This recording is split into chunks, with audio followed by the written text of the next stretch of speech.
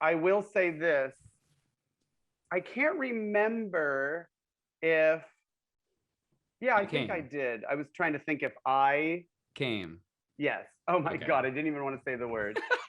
If you Matthew- saw my show, you would be like, Really? you are the most disgusting person and you can't within a normal Well, that's conversation. the dichotomy about you, is that your stage persona is you are invulnerable and you are the biggest bitch in the world. I mean, that's who the character of Jackie B is, but off stage, you're this very sensitive person. Well, it's safer to do it in character. Yeah, and what I heard in the description of this, and it kind of broke my heart because I've done this, is this kind of based on your own perception of things, there's like a self-rejection.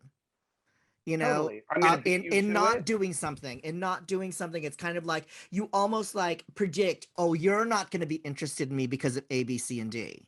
And the weird thing is, I've done that with my career and my creativity. Yes. Like, oh, a little of this goes a long way. And, you know, like, it's crazy because right before we did this, my ex-boyfriend sent me a big envelope full of all these poems and things that I had written him. He was like, I've held on to these forever and I think it's time to let them go. Do you want them? And I mean, like hundreds of poems. Oh my gosh. These little books and like funny little cartoons. And one thing that was in there for some reason was a Will and Grace Spec script that I wrote in the 90s. Oh, wow.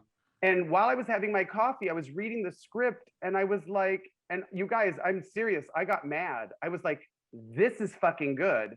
Not only is this really good, they did this storyline, like where they're dating the same guy. And I remember back in the day thinking, I must not be a good writer because no one's responding to this.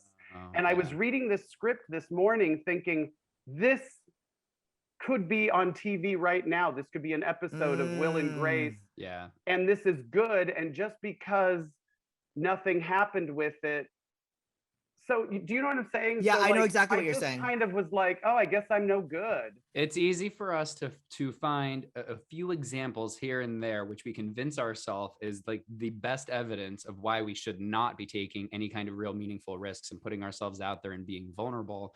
And then we do kind of what we call foreboding joy, where it's like, oh, well, no, that's not going to happen. So, you know, I shouldn't. And it's a way of just protecting ourselves from having to be exposed to other things that feel like disappointment or rejection.